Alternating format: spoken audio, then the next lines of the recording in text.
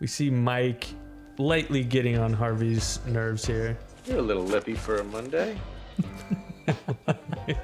Duration, 1 case. jurisdiction. Exclusive.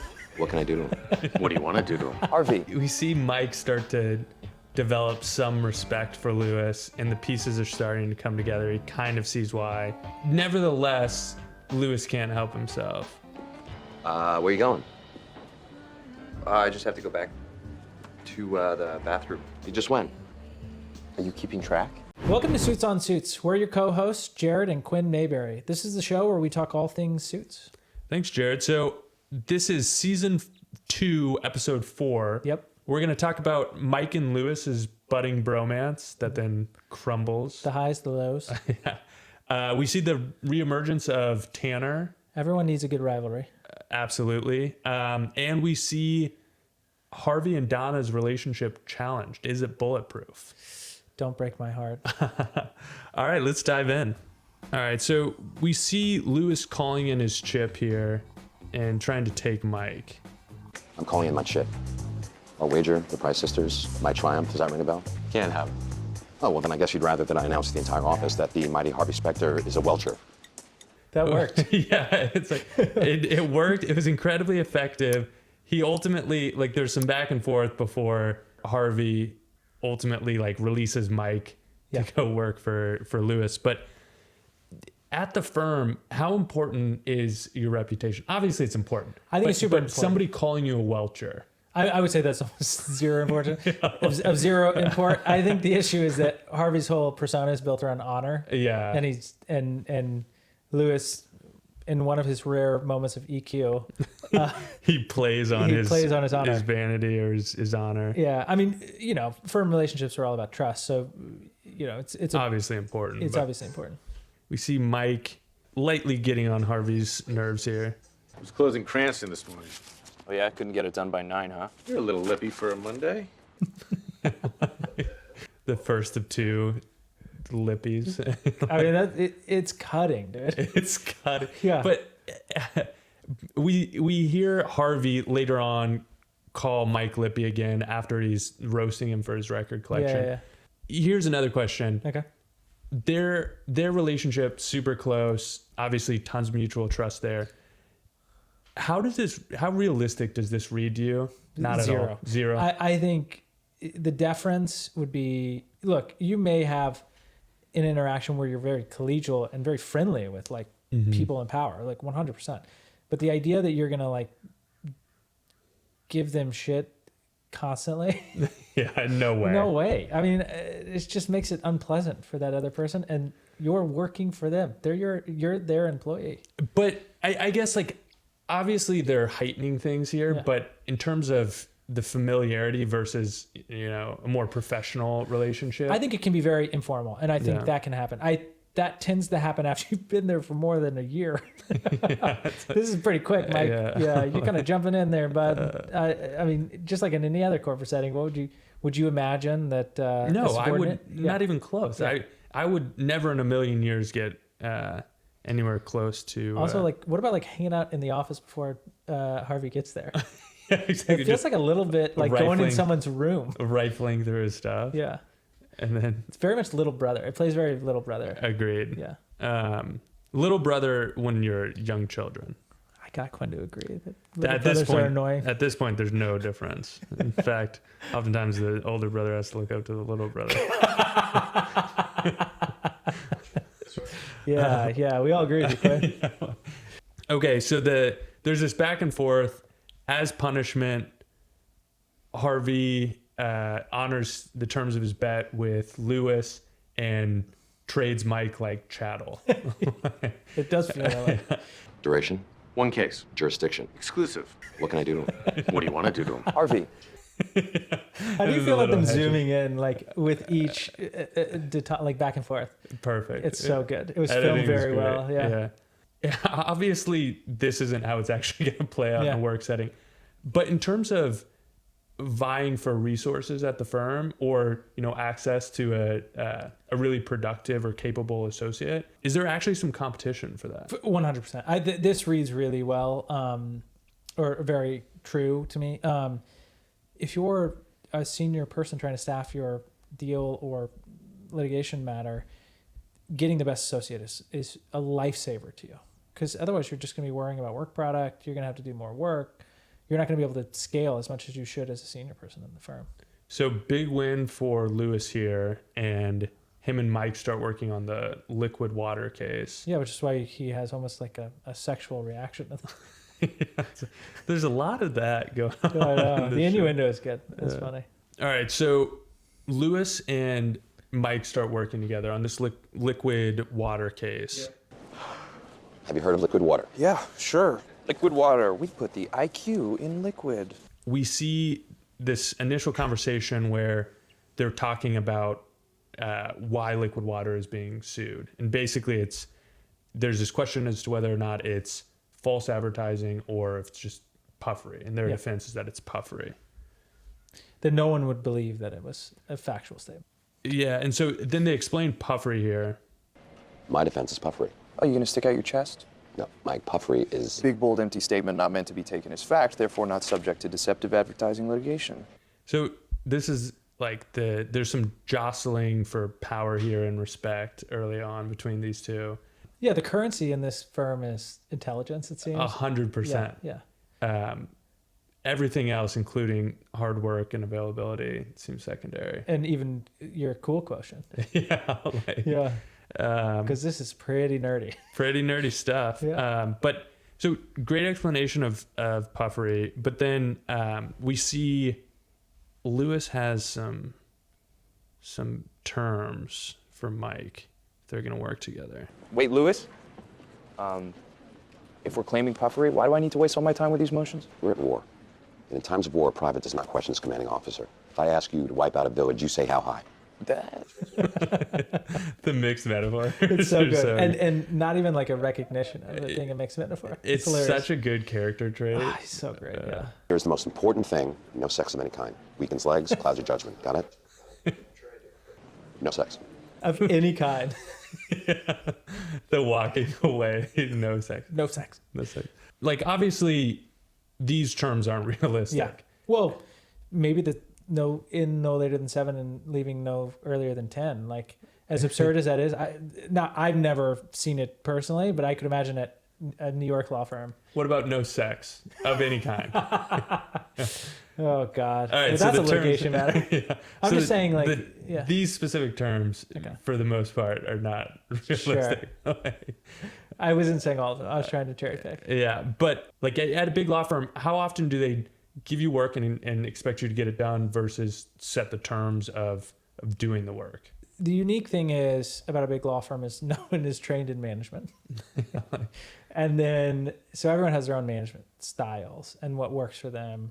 And a lot of it is driven by, like, you know, you're doing very challenging work at a very fast pace. So it's kind of about making sure you have as many checks and balances along the way. So there are a lot of micromanagers. There are some people who don't micromanage, and I think they tend to get higher quality associates to work for them because they aren't they're not overbearing. It's a free market for, you know, work. So why wouldn't you go to the people that respect you? Yeah, fair. Yeah. That makes a lot of sense. I remember law firms, at least in New York, there was a culture of you don't leave until the partners do. At least in a prior generation. Yeah. I feel like those rules have changed so much. COVID like completely changed every rule about working in an office. And I feel like people don't really know what norms are at this point. I think it's a challenge. I think in a human capital, a company that's based almost exclusively on human capital, it is really hard to reorient people who never knew what, you know, work life looked like before COVID to kind of reset to what it was before. It's really hard. Yeah, it seems to be, and it's not something I navigate much, but as somebody who does navigate it, do you have strong thoughts or feelings about in office versus work from home? I think if you are proficient at what you're doing, work from wherever the hell you want to work. But in all reality, you're kind of in a quasi apprenticeship at a law firm, and I think it would be very helpful it was very helpful for me to learn by being in the office and asking the questions directly, kind of in a very in-person setting. Yeah, I mean, the dream setup for me is kind of a hybrid approach where you're in the office like maybe 3 days a week. Yeah, like I said, I think that's incumbent upon you being knowledgeable about the work you're working on, because otherwise you're kind of wasting those other 2 days. But you don't think that like you can kind of partition the work between, you know, some of the work is going to be more menial, some of it will be stuff that you have tons of questions about, and yeah, you just don't know what the day is going to bring whenever Fair you're enough. in a business that's responsive to clients' needs on the day. It's just very hard to balance, I think. yeah. All right, so as a lawyer, I think having the flexibility is great, and we should have flexibility. I think implementing that flexibility can be challenging when your goal is to develop skills that are learned through working with other people who are more experienced than you.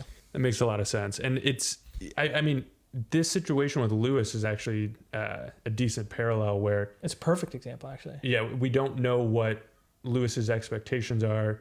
Mike is being kind of pouty about, you know, having to file all these motions, prepare all this paperwork. He doesn't really understand why. The strategy. The strategy. He thinks Lewis is wasting his time. And then let's cut ahead. We see this conversation where Lewis is grilling the opposing counsel. If you think that we're here for a settlement conference, well, let me just correct that one for you right now. We are not settling. We will not be settling. In fact, the only thing that's settling here is the sediment at the bottom of your putrid water. Get me?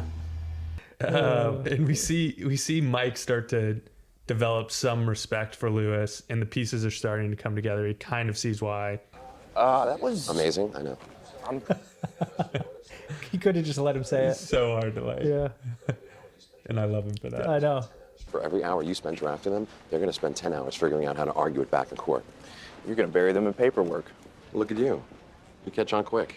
We see this play out where Mike starts to understand, you know, he's given orders to go do something, and then he starts to understand why that was relevant. Well, I was just going to say, like, it's about building trust. Like, the trust has to go both ways. It can't just be like he has to earn the trust of his subordinate. Lewis has to earn Mike's trust so that whenever he gives him a task, he knows it's going to be tied to a larger strategy that's going to help them win, not just trying to create some kind of busy work. So I think building that trust allows for a shorthand in the future. Nevertheless, Lewis can't help himself, and we see this play out here. Where you going? I just have to go back to the bathroom. You just went. Are you keeping track? Are you keeping track? I may start. Oh man.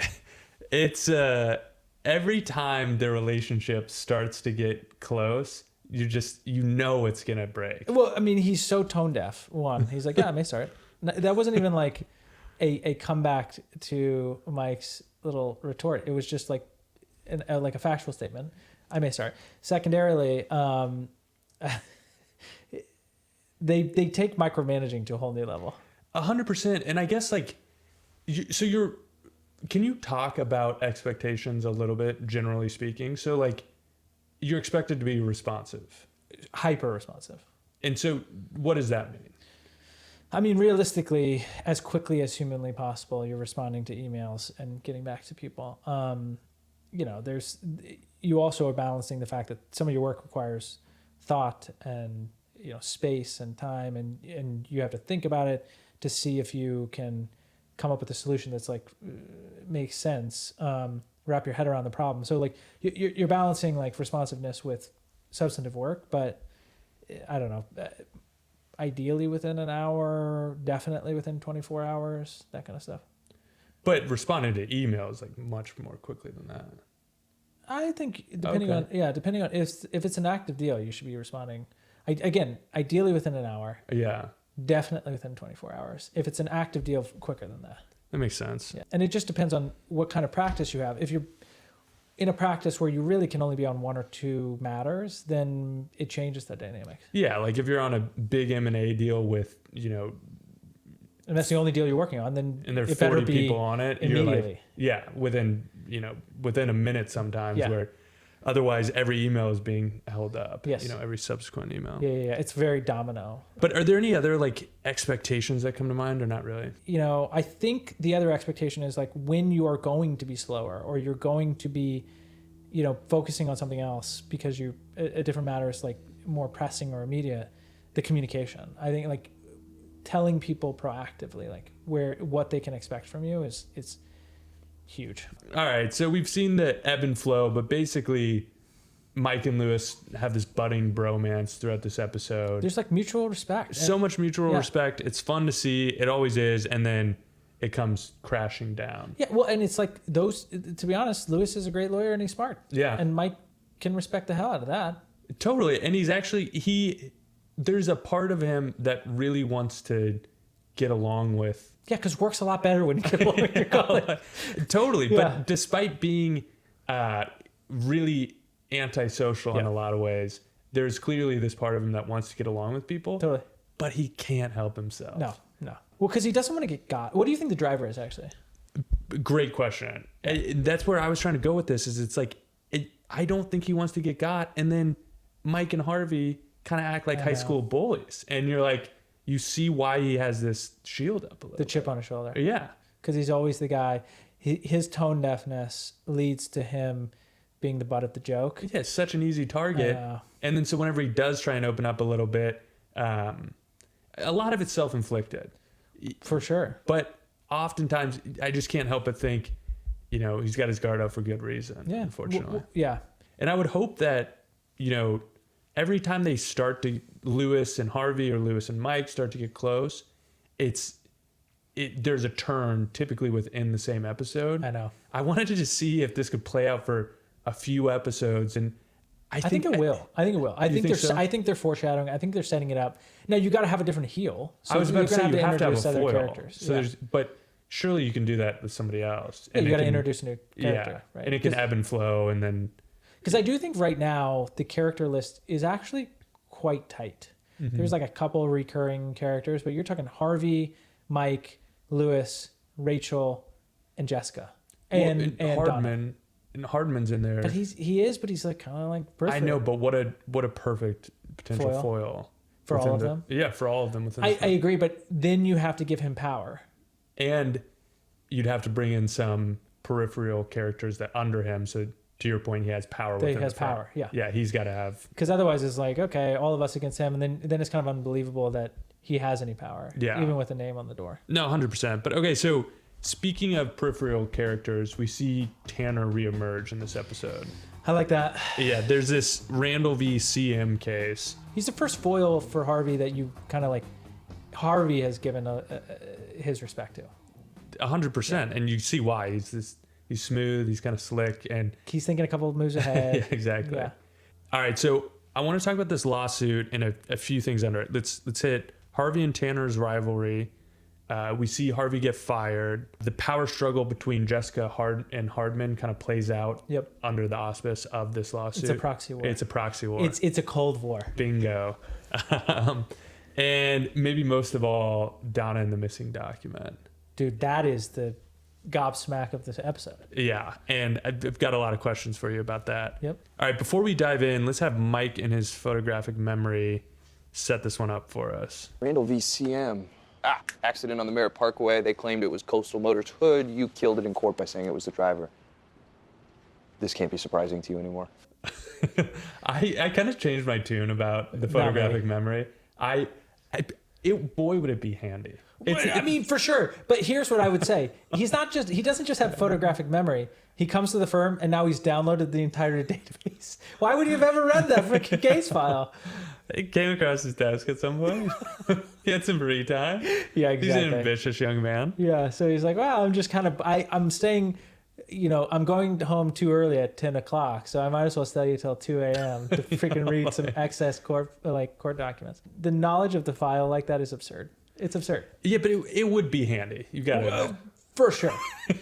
For sure. And guess what I would, like, without a doubt, I would love to be the guy who didn't have to, like, you look could make down. So many connections that are relevant so quickly if you're able to have that kind of recall. Quinn's like having a freaking Hitler Rain Man moment. Yeah. No, I don't have That it. beautiful mind. Yeah, like, he's like goes to the window and starts writing. I at least have some respect for it. I do too. I'll tell you this: 100% would love to have it. Thank God for AI. There's this old case, this products liability case. Harvey wins, but then it's reopened. Harvey gets a draft complaint for a lawsuit that is, being threatened essentially against both Harvey and Pearson Hardman, and against the original defendant in the case. Yeah. What did you car think? manufacturer? What did you think about the complaint against Harvey? Like, did you think that was a reasonable setup? I mean, this definitely scared the crap out of him. No, it's clear as day. I mean, assuming that this was evidence they were entitled to, and he buried it, and on top of it, it seems to be this incredibly important piece of evidence to the case. It's pivotal, and so them going after Harvey, I think, is totally justified. It seems like Harvey has no clue where this evidence came from, and it creates this dynamic where they're on an internal investigation to figure out where the evidence. How do you feel about the fact that he's like, I'm just gonna solve this before I let anyone else know? To me, this not going up the flag. I guess he lets Jessica know, but he's not pretty open about the fact that the firm is pretty exposed to risk. That's a bad look. A really bad look, and it makes Hardman's position reasonable, far more reasonable. Before we hit that, let's talk about Harvey and Tanner and their new rivalry. Okay. So we see the reemergence of Tanner.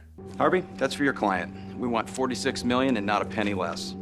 And this, well, that's for you, because we're suing you and your entire firm for fraud. What do you think about the budding rivalry? I mean, in some ways, I feel like for anybody to reach peak performance, you almost have to have a rivalry. It's such a douchey alpha setup. Fair. But I think it's that right. there's something to it. You got to push each other for sure. Federer's not Federer without Nadal. And I guess sports is the easy comparison because it's so public and people are competing head to head. The competition is so obvious. Exactly. Yes. But in every sport, it's the people who go from being great to legendary have had rivalries. I mean, it's in this case, it's like hair gel versus hair paste. Yeah, who's gonna come out on top? Hopefully paste. Tom Ford versus I don't know, whatever Gucci suits. Yeah. But it's if you don't have a rivalry, you almost have to make one up, like MJ. That is actually, if there is evidence that having a rivalry is needed, MJ is the perfect example. He didn't even always have a rival, so he created one. Maybe really bad for your life, great God. for performance. Well, we haven't seen Harvey's life seem that exciting, to be honest. I don't know. Mike calls him an international man of mystery, which I think is code for he doesn't have a life outside of work. I think that's right. All right, so then we see Tanner and Harvey collide again. Yep. Harvey just met up with somebody who has a key piece of knowledge in this case, and essentially he confirms the fact that CM buried some of their knowledge in this case. Totally. And he starts to come to terms with whether or not he was on the right side of this thing. Furniture salesman to limo driver. You're stepping up in the world. Well, it's nice to know you still have a sense of humor, Harvey, considering you just learned you defended a murderer. I should have known you'd have me followed. Well, and I love how that's how they prove competency on the show is they are literally a step ahead of them. Yes. It's like It's like a physical, good point. That's pretty funny. Also, I love that what do you think of him saying, you had me followed, but it was him? It's you followed me is more accurate here.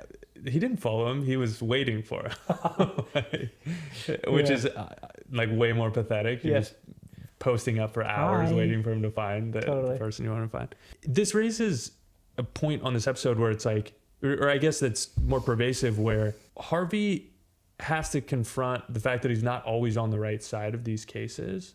And oftentimes we'll see him make this a quick and immediate pivot and to make it right. I don't know if that's what's going to play out here. There's also this complicated dynamic where... Well, he's saving his ass first. You got to save... He's saving his ass first, but then I feel like he can't have it both ways. And what I mean by that is he can't always be at Pearson Hardman representing their clients and always be, having the moral high ground. I agree. And I wonder how he kind of squares those competing things where you're representing these enormous companies who aren't always the best actors. Sure, sometimes they're in the righteous side of this on the defense, but oftentimes they're not. And I want to see if they like directly take on that issue in the show. And like, honestly, maybe they might on the next episode here. That or via his record collection and his scotch office. And I think that's it. And like, maybe we have our answer where you hit the nail on the head where he's got to cover his ass first. Yes. And I think that is one of the drivers for Harvey is like, he's taking care of himself. Totally. But I want to see how somebody of such like integrity or with such a strict internal moral compass kind of squares that issue. I'm with you. Well, I mean, we see it. He tries to get fired so that he can then go against the company. Yeah, and that brings me to a couple of questions I had about him getting fired from the client. Yeah. Am I being fired? We're keeping you on retainer while we evaluate our options. Don't you see Tanner's trying to put a wedge between us? So this brings up a couple issues. They talk about the duty of confidentiality and the duty to keep your clients' secrets secret. Totally. But let's set that aside, at least for now. We see the executive at CM who brought Harvey on sidelined to some degree and now following the advice of his general counsel.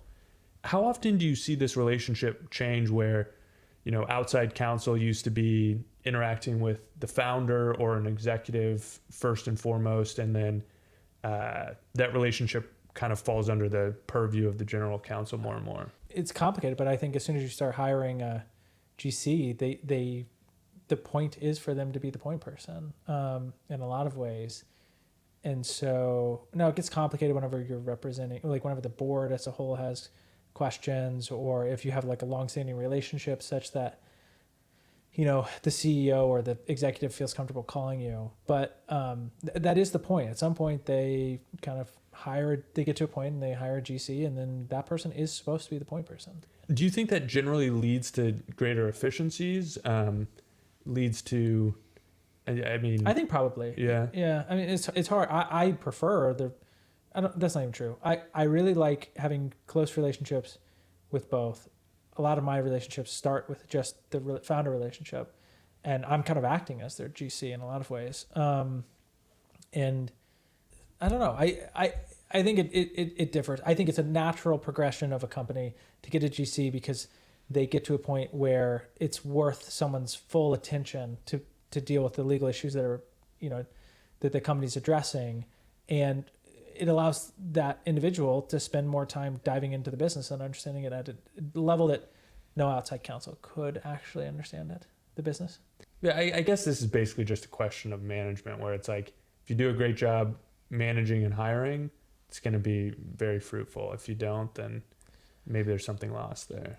I mean, earlier you mentioned the fact that it was pretty irresponsible of Harvey not to run this enormous issue up the chain. Hell yeah. Yeah, it's crazy. It's insane. That's a fireable offense. And it gives Hardman a lot of fodder here. For sure. He gets credibility. Well, and so Jessica mentions it to Hardman Harvey mentions it to Jessica. And it's on her to tell the rest of the firm. As soon as as the managing partner, she should be telling the management committee, she should be telling the other department heads, like, people should be aware that there's probably just management committee, but like for her own safety, she should be telling people, like, operating like Harvey and trying to slide things under the rug. Like, that is not the way to operate in a crisis. Yeah. And as a lawyer of all people, you should know that. Yeah, of course. That's directly in your core competency. Yes, for sure. All right. So we see this play out. What the hell gives you two the right to hide a lawsuit against my firm from me? Daniel? I am not done yet. Yeah, I mean, completely sympathetic to Hardman's position here. Yeah. And I guess it raised the question for me, did Jessica and Harvey actually think that they could just bury this? I guess they thought that they could maybe solve this before it got to anybody's attention, but it just feels so naive. It feels totally naive. It also is maybe juxtaposed against Lewis saying, yeah, this is going to be solved in months versus days, to Mike's comment earlier in the episode, they continue to be very naive about their ability to like their power in the system. It's like, no. There's procedure so that power doesn't win out over truth. Yeah. So like, that's the whole basis for the legal process. So like, what the hell are you guys thinking? Flying too close to the sun, these two. Yeah, it's for like sure. they've had a lot of successes, and it seems like they started to believe that they can just, pull a rabbit out of the hat every single time. Yeah. This is, frankly, it's like if you were a poker player, you'd call them on tilt. Yeah. Yeah. You're No not question about assessing risk in a real way. Yeah. And then, so. We all live in a world of risk. It's just you're not assessing it well. Yeah. And then we hear Hardman saying, like, they need to all come together. I want to play that. They're not just coming after you. They're coming after all of us. Pearson, Hardman. What are you proposing? We fight them together. So he seems to be at least posturing as the bigger man here. Do you trust it? I mean, here's what I would say. I don't trust it. Yeah. But I also don't, like, not trusting him is kind of irrelevant in this. I totally agree. What option do they have? Yeah. He knows about it. They need to start working together on it. And hopefully he doesn't leverage this too hard against them, but they don't. But that's the irony, don't you think? Like, if they had told the rest of the firm, or not the rest, the management committee, that this was happening, not necessarily just him, just telling him wouldn't be enough either. So like, if they would have told the rest, cleared the air and said, hey, we're dealing with this. This is out there. We don't think it's valid. Like, you take the wind out of his sails. 100%. It's like a classic case of the cover up being worse than the crime. Yeah. I do think him analogizing his situation with theirs is like absurd, because it doesn't seem like their situation was a malicious act. It may have been some negligence. His was like malicious. Yeah, of course he didn't intentionally embezzled. Yeah, he intentionally embezzled. Of course he covered it up. What do you mean? That's very different than finding out that maybe you were negligent and like sussing out whether or not you were before you tell. Yeah, I think fantastic point. I think the only validity to that here is that, in their own words, that's a big part of the reason they gave him such shit for it. I agree, but I feel like that was silly just, of them. Yeah. I think that was just icing on the cake. Yeah, it's like they wanted to twist the knife a little bit. Yeah. All right, so let's talk about the situation that set this whole thing off, which was the document. What happened to the document? Dude, at the very beginning, there's a potential for her to interpret Harvey's actions as a claim against her, and she takes that very personally. Very personally, and what do you take of her? I mean, to me, it's like a document comes across your desk. You probably have thousands of them come across your desk every day. She is so certain that both of them are so certain. Like, what do you take of that? My immediate reaction would be like, oh my God, did I do something? I mean, I'm clearly a more anxious person than fictional Harvey, but you don't have to say fictional. It's easy to have bravado on a TV show. Yeah. Where where it's going. Yeah. Of course, I would bend over backwards to suss it out and see what my actual exposure was. But I think that she is so defensive, and quite frankly, Harvey at times is so defensive that they lose credibility with me. Their confidence doesn't engender confidence in me. Yeah. It makes me worried that they're being naive and Icarus. They're being naive and in denial to some degree. And so, and it's defensive posturing, which like no one gets to truth in defensive posturing. 100%. And so I think that's got to be at the heart of what's happening here. But then we see Harvey, talk about the stakes. I mean, he sets this up. Yeah. I'll let him do it. That document never came into this office, or you would have seen it. Donna, 24 people worked on this case, and any one of them could have seen it and missed it. I need to know that didn't happen, or I need to know who to fire. And so putting, firing on the table is a fireable offense. Yeah, I don't know about you, but I got a little chill. I don't know how candid I want to be about this all of a sudden. But I mean, he acknowledges the fact that this could have easily, you know. This is the slip first through time we see him cracks. rattled. Yeah. So this is the first time we've really seen him rattled, to your point. And then let's skip ahead to the conclusion. There's a lot of uncertainty. They're trying to run down the document. How bad is your heart break on this one? It breaks. Yeah. And I want to talk about how you would handle the fallout from it. What would you do if you were in Donna's shoes? Immediately tell. The thing that I've learned, mistakes and things happen, airing them out as soon as you know they're an issue is the only way to act in this. Couldn't agree more. The only thing people, whether or not you get fired because it was a mistake that they have to, you know, kind of cut someone's head off for is irrelevant. Like if that's the truth, is the truth. The like it's gonna happen one way or the other. But like, I mean, we've been talking about it earlier, where it's like the cover up is oftentimes worse than the crime. Where it's just like, yeah, if there's integrity with being honest here. 100%. I mean, you don't have a choice. You've got to be honest. Not only is it the right thing to do, but you are going to be in a better spot for it. It's not the type of thing that you can just indefinitely cover up. But it's like somebody making a mistake is beyond forgivable. Yeah. Somebody lying about it and then creating a bunch of additional liability and becoming a barrier to solving the problem by lying about it is where, like, I would personally draw the line. Like, it's a no-brainer. It's unforgivable. Yeah. And so, I mean, is their relationship bulletproof, Harvey and Donna? Well, so I guess the question is Harvey a realistic manager? We've seen him give Mike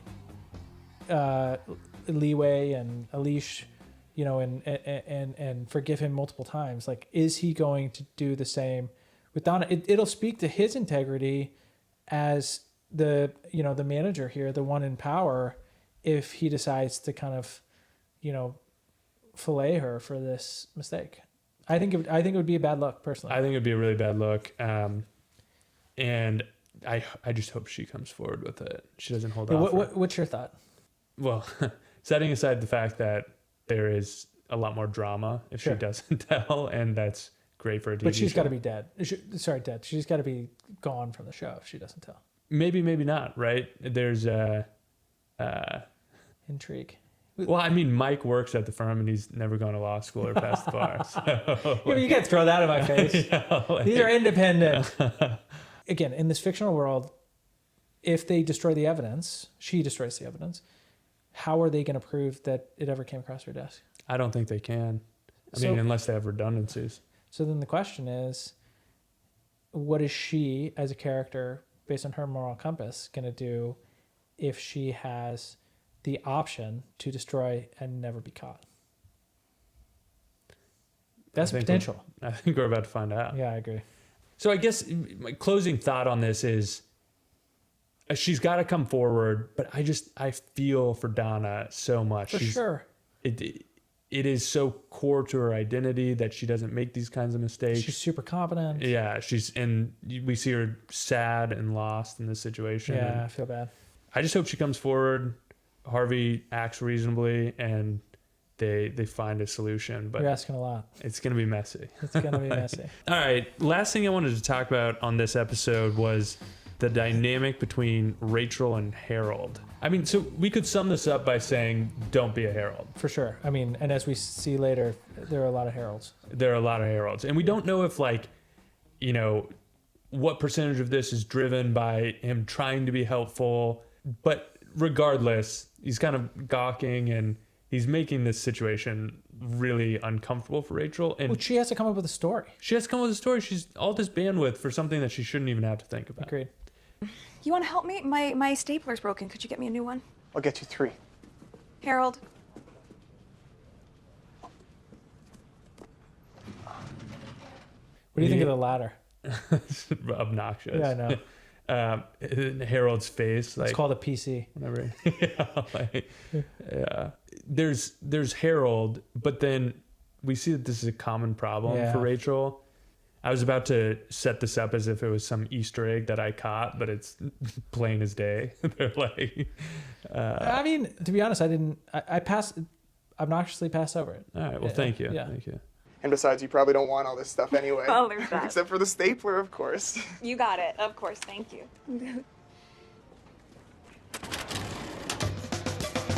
It's tough. It's tough to see. Just gotta, I'll give her this because there's not much else I can say without wanting to vomit. She's got strategy. She doesn't have to think about it too much, I guess. Yeah. There's she's got the first couple times. It was got a go-to line. Yeah, goddamn. Yeah, so next time someone asks you for a stapler, are you gonna cringe? Yeah, 100%. Yep. I think one of the hard things that she's trying to deal with, she has at least made the calculation that it is more challenging for her to reject him outright, or any of these suitors outright, than to give them some fool's errand or goose chase, and that's an unfortunate situation. That is an unfortunate situation. There's this more complicated situation where she has some interest in dating at the office too. And then that's a good point. Yeah. You know, not once, but twice. And so you're like, how is she empowered to do that and able to do that while also, you know, able to make sure that she's not getting all this unsolicited attention? Yeah. I would say this. She gets to have whatever interaction she wants, and they should be based on consent. But I would say this: avoid the fucking office. Yeah. I mean, that 100%. I think that's the closing line. It's like, don't date in the office either way, and don't let these interactions happen either way. Yeah, easiest to avoid. Yeah. Well, I'm excited to see how the situation with this document plays out. Dude, same here actually. This is a cliff. We don't get that many like pure cliffhangers. Yeah, it was hard not to roll directly into the next episode Agreed. on this one. I haven't yet. Yeah. All right. Well, I think that wraps up this episode. Thanks for watching. Like, subscribe, and please leave us a comment. Let us know what you want to see more of, maybe less of. Yeah, that'd be great. If you like the clips, if you like the commentary, let us know. Yeah, really appreciate it.